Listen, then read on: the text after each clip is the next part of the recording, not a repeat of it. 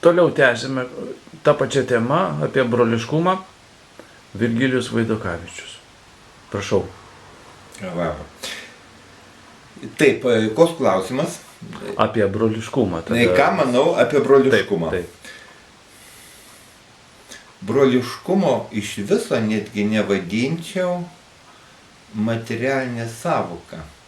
Štai dabar klausydamas irgi Pauliaus minčių, galvojau taip, kad broliškumą mes galime realizuoti įvykdydami, išpildydami prašymus žmonių, kurie jaučiasi mūsų broliais, prisistato mūsų broliais prašymus. Paaiškinu taip. Reikia žmogui duoti, pagelbėti broliškai tuo, ko prašo. Jeigu brolis prašo darbo, duokime darbo. Jeigu prašo pabūti kartu, pabūkime kartu. Jeigu prašo ramybės, tylos, duokime tylą. Tiesiog sėdėjau ir mąsčiau apie tai, kad broliškumas tai yra duoti tai, ko prašo. Dabar aš bandau įsivaizduoti, štai aš esu Virgilijus Vaidokavičius, Vava, ir ateina pas mane du vyrukai. Sako, mes norime būti tavo broliais. Tu mums padėk. O kuo aš galiu padėti? Mums reikia darbo. Aš negaliu dviem broliam duoti darbo, nes tai yra jau platesnė struktūra turi būti šeima. Aš įsivaizduoju taip. Jeigu šeimoje yra 50 žmonių, 25 broliai ir 25 seserys, gerai.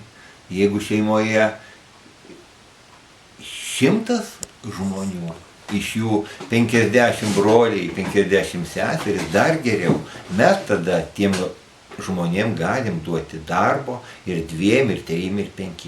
Tai tiesiog vienas žmogus tu negali daugybės dalykų duoti, nes tavo labai mažos galimybės. Tiek te bus. Gal klauskite konkrečiau, va tai pasakyčiau taip. Broliškumo vienas žmogus negali realizuoti tiesiog, nes reikia duoti to, ko prašo broliai, kurie. Kaip tu įsivaizduotum, pavyzdžiui, broliškumą kaip santykiai tarp žmonių, ne? Tai.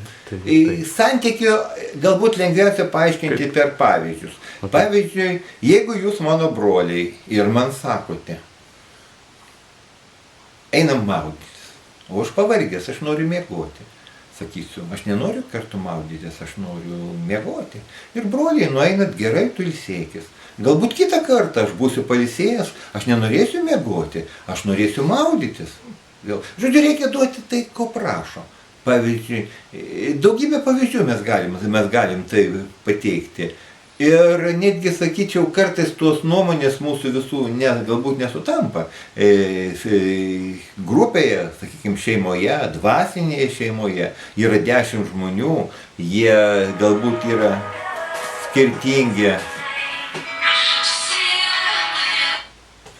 skirtingi norai yra, skirtingi požiūriai, bet turbūt galima rasti tada jau tokį vardiklį bendrą, ko norėtų dauguma. Pavyzdžiui, 10 žmonių. Ko mes norim? Ar mes norim maudytis? Ar mes norim kažkur važiuoti pasilinksminti? Ar norim grybauti, ar žuvauti? Gali būti, turbūt ne visi galbūt norės. Pavyzdžiui, iš 10 2 arba 1 nenori. Tada likusi 8, dauguma vis vien jau vyksta tai, kas suplanavimo, o kiti arba tiesiog ramiai pabūna, arba užsiima kitą veiklą. Tiesiog niekas ant nieko nepyksta. Visi turi teisę užsiimti tą veiklą brolyjoje, broliškai turbūt, kadangi klausimas broliškumas, tai elkimės visada broliškai, galbūt taip. Man įdomi pastaba apie tai, kad niekas nieko nepyksta. Ar įsivaizduoji, kad galima tai įgyvendinti, kad iš tikrųjų niekas nieko nepyktų? Ar tai įmanoma? Atsakysiu vėl trumpai, 100% esu garantuotas. Labai paprastai, priimant žmogų tokiu, koks jis yra. Vienas atsakymas. Priimkime kiekvieną tokiu, koks jis yra. Ir viskas, iš kur gali būti piktis? Juk pavyzdžiui, jeigu štai Paulius yra toks, koks yra, Tomas yra toks, koks yra, aš, Vava, Virgilijus esu toks, koks yra. Ir jeigu kažkas piks, kad dėl to, kad aš toks esu, tai yra piktis beprasmiškas. Tiesiog labai paprastai sprendžiama. Priimkime brolijoje vieni kitus tokiais, kokiais esame. O kokiais esame, kokie mūsų vertybės, turime kalbėtis, turime susitarti. Sekantis klausimas. Man atrodo labai gera tavo ta išvada apie tai, kad priimti vieni kitus tokiais, kokie esame. Ir kad nėra prasmės pykti dėl to, kad mes esame tokie, kokie esame, bet galime galbūt bendraudami ar ne kažką tai ir kažkokių tai ir pokyčių gali rastis, bet tai yra gyvenimo dalykas pokyčiai, ne? Dar gal tu, Pauliau, kažkokį turi klausimą? Neturi klausimą, ne? Man tiesiog, patiko šitas tavo pasakymas. Ir gal paklausčiau taip, kokios įsivaizduoji tuos pirminius gal kažkokius žingsnelius į tą kryptimį?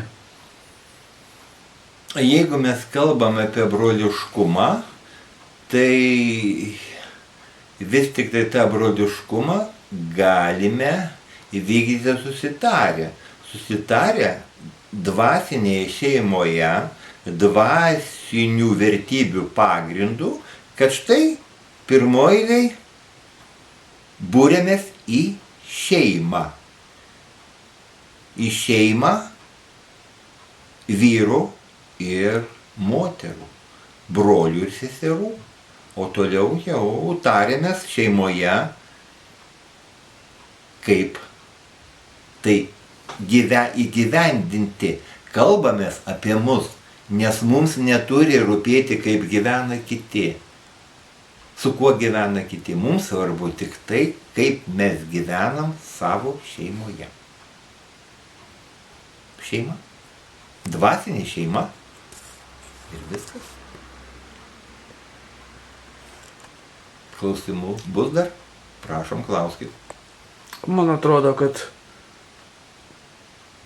pilnai pasakėjai, atsakėjai į temą ir gal jau nieko nebeklausiu. Ačiū tau, Virgilijau. Ačiū Tomai už klausimus, ačiū už filmavimą. Dėkui. Iki. Iki.